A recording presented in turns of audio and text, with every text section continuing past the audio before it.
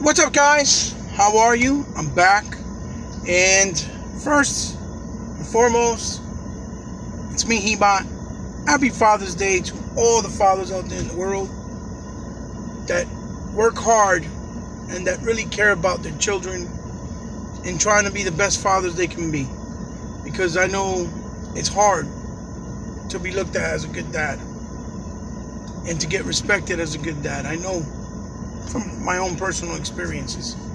So to you guys, salute and keep up the good work.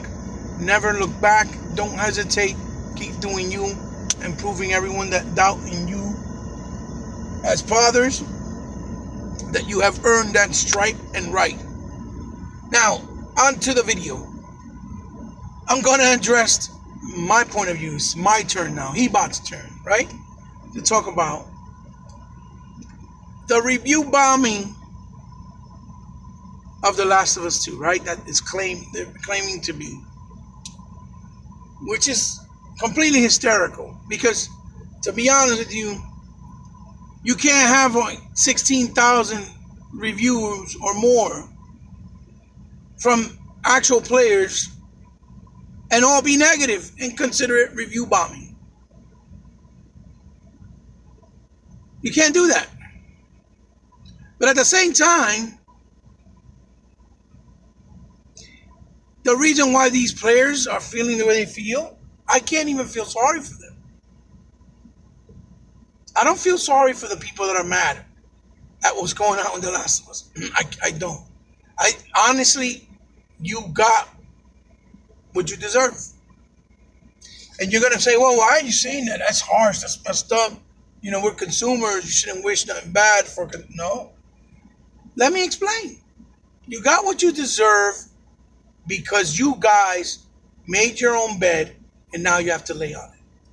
You allowed a company like Sony and developers like Naughty Dog, for example, in this situation, to dictate your gaming quality and experience to the point where they're now so high and mighty on themselves and so big on themselves that they think that whatever they do, they can do no wrong.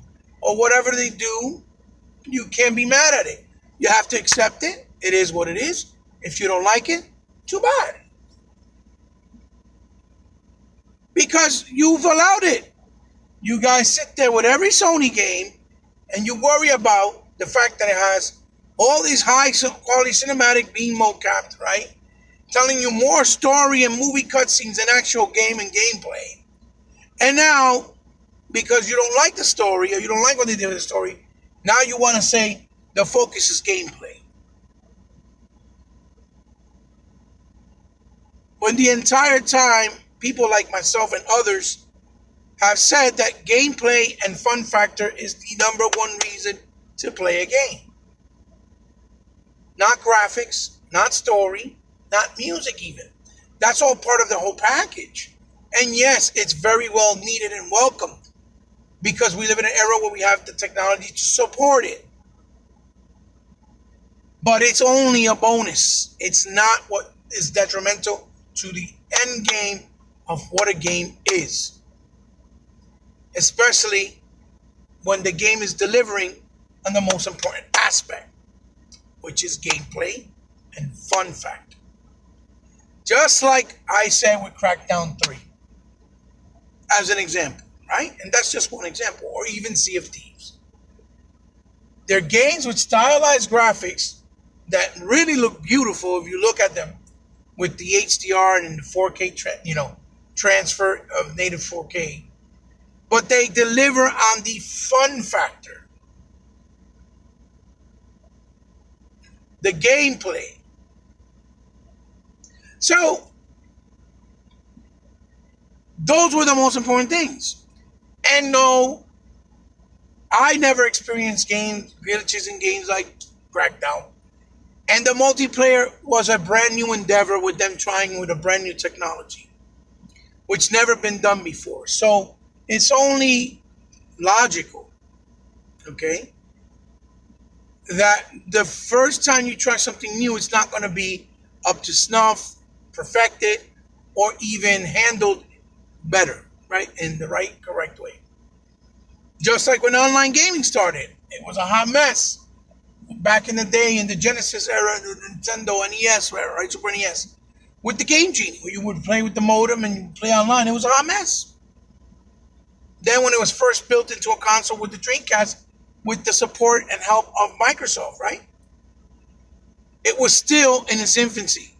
It took all these years later, almost 25 years later, to get it to where it is today. And still today, it has imperfections and problems that they deal with daily. So I can't sit there and say Crackdown sucked because the multiplayer promise was not there. When you play a co-op campaign, in the campaign itself, it works beautifully. The same way people try to say, oh, the AI is bad, the AI, no. The AI is not bad. It was by design.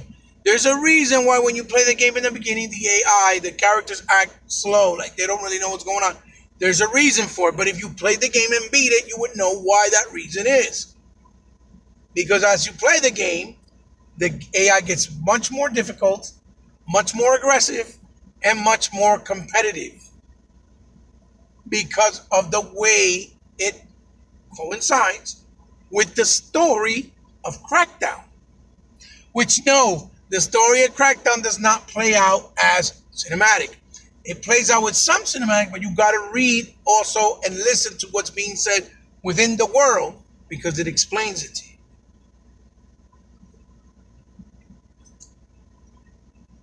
So, I cannot give you guys a pass or even side with you because now I see people saying Last of Us 2, at least the gameplay is good. When we already know that Neil Druckmann and Naughty Dog came out and said they were going to make the gameplay a lot more player friendly in an easier mode so that anybody can just pick it up and play it, just like they did with Death Stranding. Which completely proves the game's not concentrating on gameplay and the challenge that it offers. It's about the story. The gameplay is what you do to see the rest of the story. In the case of Last of Us, because The Last of Us was built on as a story-driven game.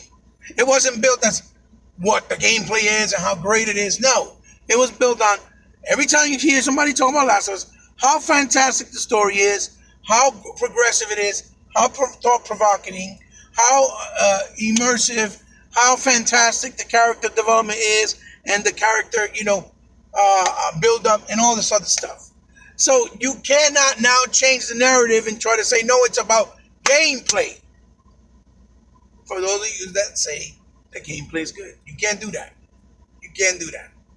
Because it was built on narrative. It's a story-driven game. And if it's a game that has 11 hours of cutscenes like they already confirmed, and only 10 of gameplay, that's a problem. Because it's letting you know that it's more about the story than it is about the gameplay.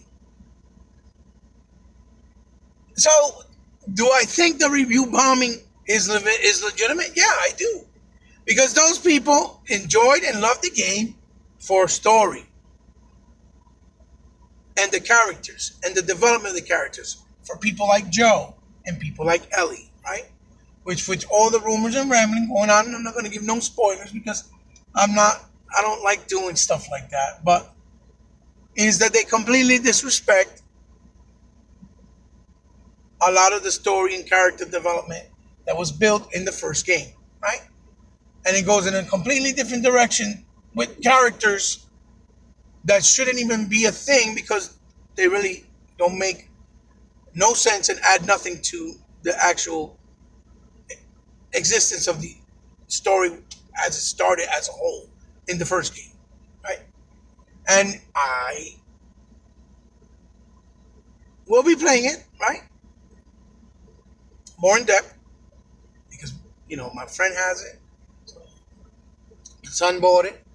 And I'm going to do what I always do. I'm going to look at it. I'm going to play it. I'm going to see what's going on. And then I'm going to expose everything with my own look out view of it. And nobody's going to be able to tell me otherwise because I have my own brain, my own type of thought and gamer with my own thought and gaming process mind. And I'm going to point it out. And a lot of people I know are not going to like it probably. Especially if it's any of the things that I'm saying is absolutely the way it's supposed to be. I'm gonna have a fucking field day because that was been the whole argument this whole generation. That everybody has pushed the agenda of Sony games because they have these fantastic stories, these fantastic graphics. Those are the two main points they always point out. And they'll say, oh yeah, the gameplay is good too. What you talking about? But yet, you see the pacing is slow. The gameplay is very simplified. It's not really a lot to it. They don't have a lot of variety in the gameplay. Okay? And this is the power that the Sony fan base and fanatics, right? And this goes for both sides of the spectrum. This is the fan base and the fanatics that have been allowing the whole generation Sony to dictate the gaming experience because all they've been pushing and touting is graphics. Gameplay, no, it's okay, it's pretty good, even though they don't point out that it doesn't have priority in the gameplay or that the pacing is slow. Oh, I love slow pacing games. That's great. That's fantastic. It's fantastic. One of the reasons why I don't like Red Dead Redemption 2. Or even 1 for that matter, because it's too slow paced. Doing chores to get resources, to craft things, to do other.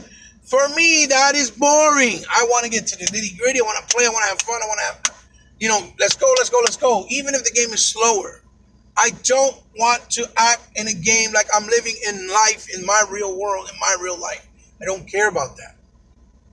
Games are forms of escape. They're not supposed to be life simulators with a coat of paint of a game. That's not how it works.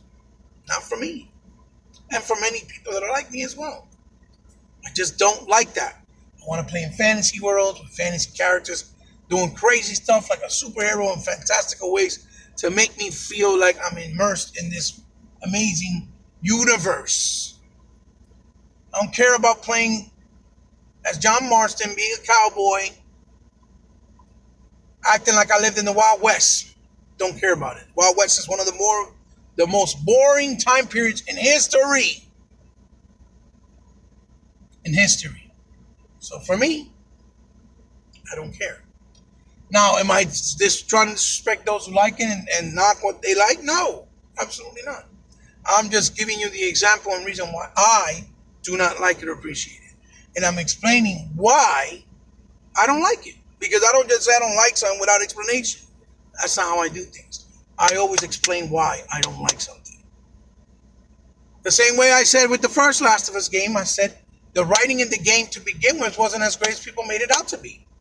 The game was a lot of climbing, which is platforming, a lot of slow-paced moments, stealth moments. When you fought the tickers, you couldn't even, it was one shot you die unless you went behind them and did certain things. It was just, for me, the game was very overrated. It was a type of game that I would give it a 6.5 or a 7, but they were giving it 10s. And that was the mindset that everybody was coming in with this game because everybody wanted to act like Sony's in this generation with another 10 out of 10 to make them be and look like the Cinderellas of this generation, right? So I can't feel sorry for the people that are upset with the game. You got what you deserve because you allowed Sony and the developers at Sony, like Naughty Dog, I'll repeat it again, to dictate your gaming experience the way they feel like doing it.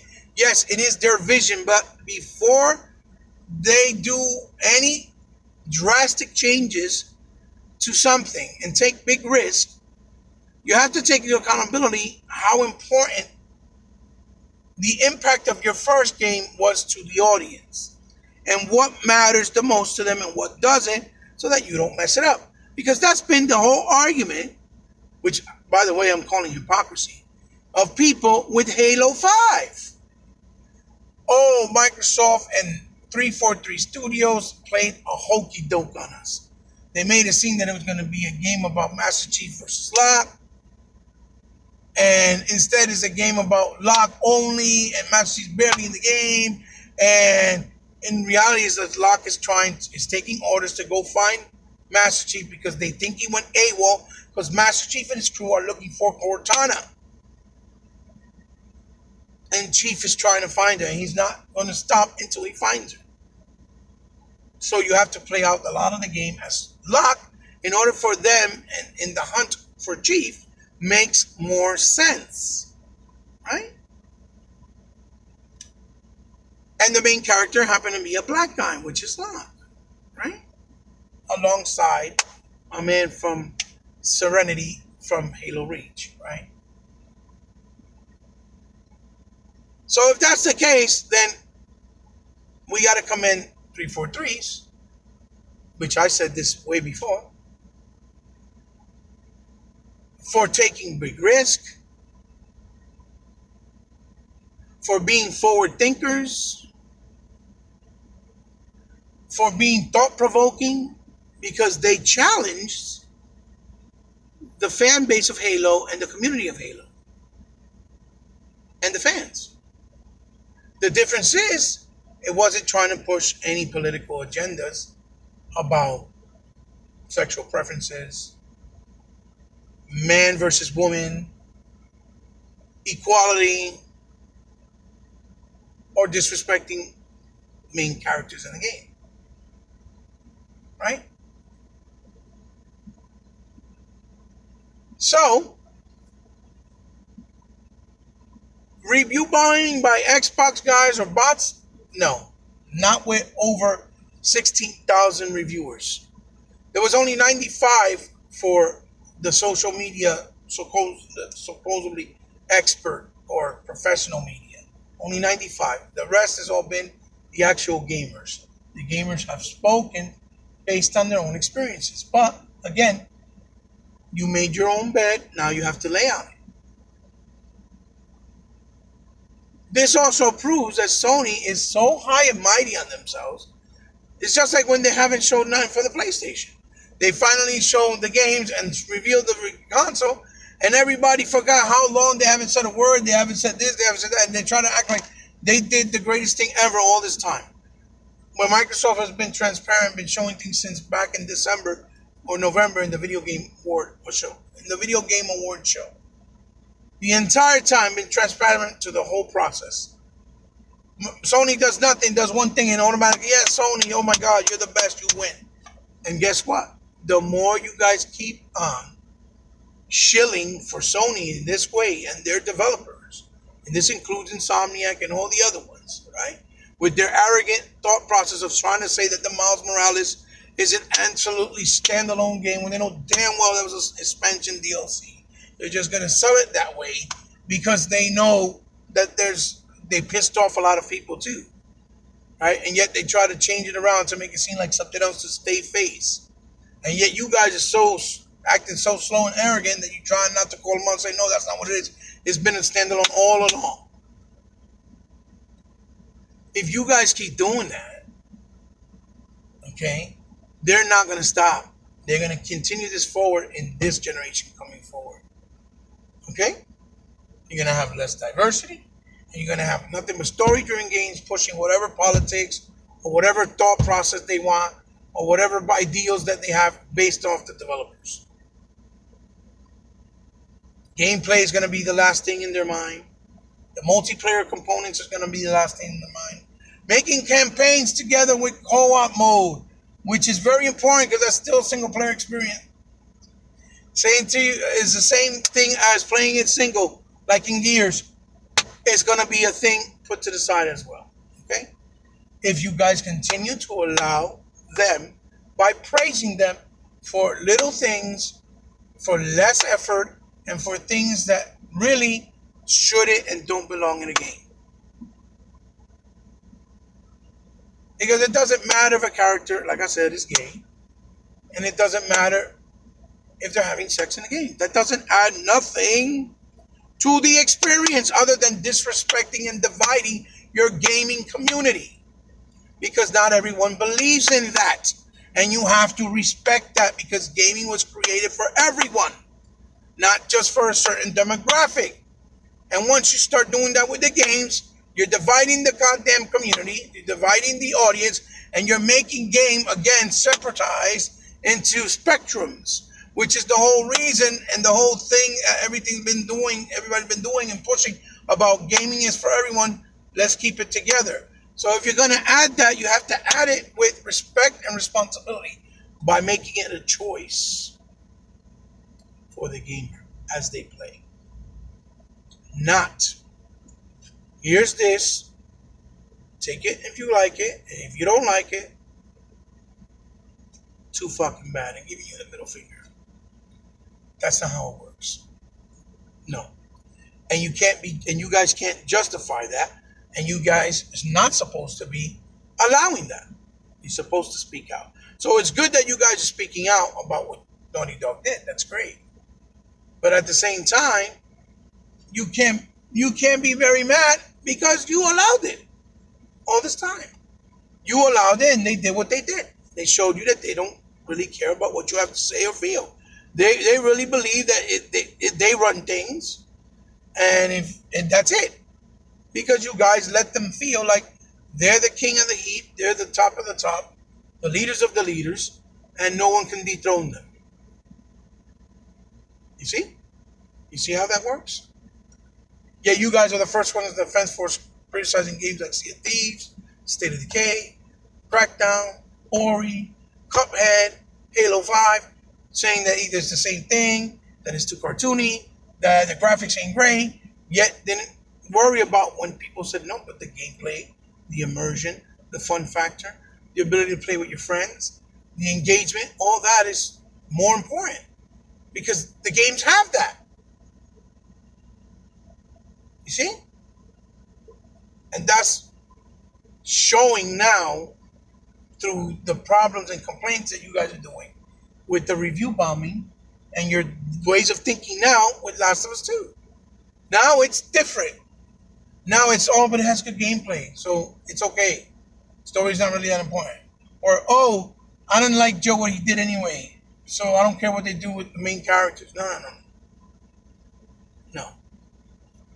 You can't use that as a scapegoat. Because again, Last of Us was built as a story-driven game. It was never built on gameplay or fun factor. It was built as a story-driven game. Everybody that ever talked about the game, all they ever said was graphics and story before anything else. You can't change that. You can go back in many videos and that's all you see in here. You can't change that. You can't escape anymore from that bullshit narrative that you guys, the fans, for The Last of Us 1, created yourself. I always said the game was mediocre. The story writing was very weak. Ellie's character was just annoying and weak. Gameplay was clunky. Now it's a little bit better. Okay, whoopee fucking do. Still not great. And that idea of being a father and subsidizing your daughter with somebody that was already a teenager, that you was just given the job to take her to the place because she was the cure for humanity. All right? And then you take it upon yourself, I'm going to kill everybody. I'm not going to let them do this to her because I love her. She's my new unsung daughter. So I can spend the rest of the days that are left in this world together with her as her father.